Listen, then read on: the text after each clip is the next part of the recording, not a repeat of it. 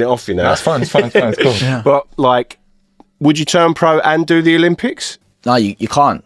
You can't. Oh. So Well, we read that you sort of could. You That's can. why we asked this. you can, but it's like, so with other countries, they allow you to come back amateur and you can box again as an amateur and go to the Olympics. But to do that in England, it's tough to then leave Team GB, Yeah.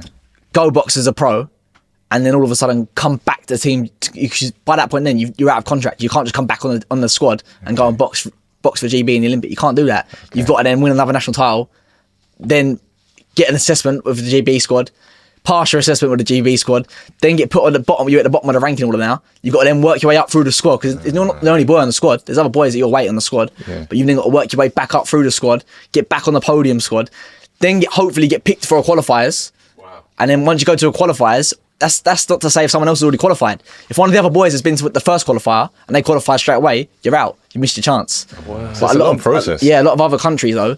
And it ain't worth it then. No. Sorry to interrupt. go Yeah, on. no, that's right. But a lot of other countries, they'll like you be able to. A lot of I don't know how they work exactly, but a lot of places where there's not as many boys, you might be able to come straight back, turn amateur again, then go and box for whatever country you've got under you, or whether it's India or whatever country it is. Again, you said like, people say to you, "Oh, are you a pro then?" It's like that. Yeah. I mean, my thought went in my head. I just literally did that. Why wouldn't they have pro boxers? Showing for the Olympics for England, but then you go, hold on a minute. Well, get the pedigree. Yeah. Get the people that are worked up through the ranks. It's not just that as well. I always say it's two different sports. Professional boxing and amateur boxing are two different sports. It's like running. You've got a 100-meter sprinter and you've got a marathon runner. Yeah. They're both two completely different. They're both in the same sport. They're both runners, but they're different. Yeah, you wouldn't train the same way a marathon runner would train. No. Same way an amateur boxer wouldn't train the same way a professional boxer would train. It's the same sport. It's still boxing, but it's not. They're worlds apart. So what's the difference in the training between amateur and professional? You got to think of amateur as a sprint, 100-meter sprinter, 3 rounds, quick, bang, burst, rapid. Marathon is a professional boxer, 12 rounds. Yeah. You got to slow you down. You sit down and your punches more. Whereas amateur boxing is a lot more about point scoring, getting hit, hitting and not getting hit. Even though that is the principle across professional boxing as well, but it's a lot more rapid point scoring, less power shots. Really, you're boom, boom, boom, boom, boom. Whereas a pro will be like boom, fudding, sitting down in their shots, trying to put their shots together a lot more. It's just different games. If you used to try and box like a pro in the amateurs, you'd get beat. Really? Yeah, you'd get beat. You'd get beat a lot of the time. Fascinating. And elite, if you was to put, but it goes both ways. If you was to put an elite amateur boxer in against a world champion professional, they'd get beat. You could have a 2-time Olympic gold medalist. Look at Lomachenko, for example. He tried to rush into that pro route. He boxed for a world title in his second fight and got beat, even though he wasn't the elite of the elite amateurs. He'd won 2 Olympic gold medals. He was like 342 wins, 1 loss as an amateur. But he, like you say, he turned pro and then boxed for a world title in his second fight and got beat because I feel as though anyway, you can't rush that process. Yeah. You've got to work your way and build your way into it and work your way up. Well, I guess he felt like he worked his way up by doing 300. Yeah, of course. Yeah. Anyone would think that. Yeah, I mean, I always, like you say, I feel like ABAs is a badge of honour, and I think I've been drilled into that through my old man through the years. And like when I heard, like I always remember like people talking about Nigel Benn and like, oh, he's a fighter, and he ain't a boxer and things like that. Yeah, like, there's a difference. It's like, well, hold on a minute, you don't just win ABAs, of course, for nothing. No, of course. Like have you ever fought? Like, like when you get pro fighters and they go against, young amateurs and stuff to learn a thing or two. Have you taught a thing or two to a pro? To a pro, like, listen, I've sparred loads of pros. Go on, name drop. Name drop that. Biggest one's probably Joe Cordina. Joe Cordina, Martin Ward. The first time I realised there was levels in boxing was when I sparred with Martin Ward. I must have been a kid again. It was with Kev, just got in with Kev. I must have been 15, 16. I remember sparring with Martin Ward. And the first 2 rounds, I might have pinged him, and I'm thinking, yeah, this is all right, no problem. Easy.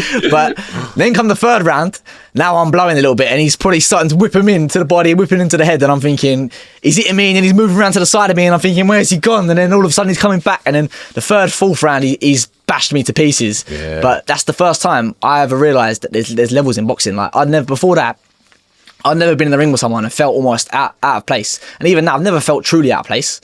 Even when I sparred with Martin, because obviously I know he was a lot older than me, a lot stronger than me, a lot more experienced than me. And obviously the first 2 rounds, obviously in your head, you're thinking that's a win for me. I've won 2 of the rounds anyway. Like, in your head, it's a win. But even still, that was when I first realised there was levels. And even like sparring with Joe Cordina, world champion, mate, levels. I remember me and Conor was sparring with him this one day when he was training for... when he won the world title, I can't remember the Japanese fella, I can't remember his name, but when he won that world title, me and Conor was sparring for him for that fight, and he went to me one day, and Conor, he went, I'm going to drop you both with this body shot, this shot to the body, and we were both like, oh, shut up, Joe, you know you ain't.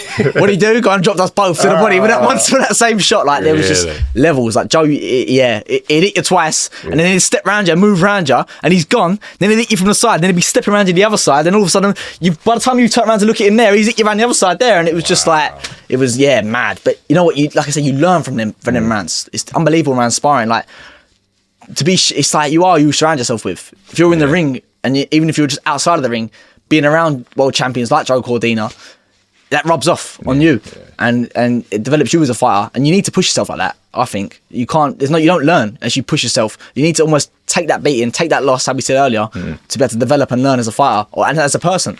Is that his IQ that made him hit you with that left? Body? IQ, a number of different things. Fight IQ. Yeah, I'd say it's mostly IQ and experience. Experience. He knew what if he to set it up. He knew. He'd tap me around the left side. I'd dip to my right maybe, and then he'd whip the shot in. Like, he knew what, like, he'd know what to do. Little tricks, and little things that he'd know how to do that I didn't have a clue what he was doing when I'm in front of him. Do you know what I mean? So you've learned from that now. Yeah, you learn from it. Yeah. You used it. I've used, of course. Yeah, of course. Amazing. Even things like the way he steps around you, like from watching him shadow box and then doing it in front of you when he's sparring with you. You replicating it. You're watching him and thinking, I want to do that. How does he do it? Okay, I'm watching him shadow box. I'm watching him hit the pads now. And then all of a sudden, I'm trying it in sparring. You might not pull it off the first time. You might not pull it off the second time.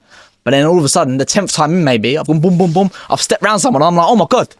Look, I just did it. Do you know what I mean? But then you lock it in, right? Yeah, of course. It's and like then, playing a Game Boy or something. It's like, after that 10th time, you've got it right for the first time on the 10th time. You might up the 11th time, and then the 12th time you've got it, 13th time you've got it, 14th time you've missed it again, 15th time you've got it again, and it's that repetition of doing it over and over and over again. Becomes reflex. Exactly that, muscle memory then. Yeah, exactly. I mean, looking at the like titles and things, like when you look at Joe and you see, world title there. Like, do you believe you could do that? Listen, I've always said I wouldn't be boxing if I didn't think I could do it. If I didn't think I could go to the Olympics, if I didn't think I could win a world title, I wouldn't be doing it. I'd be wasting my time otherwise.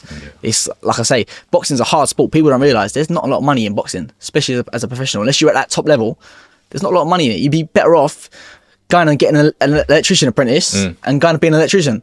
Because there's more money in that than there is in boxing. Like, and that's the truth. Especially, like I say, that low level. Once you get up the ranks and you start to get to that elite level, then there's money in it, of course. Like, you've seen the numbers, especially with Saudi now. Like, it's silly money in the game at the minute. But at the lower levels of boxing, people don't realise there's not much money in it at all.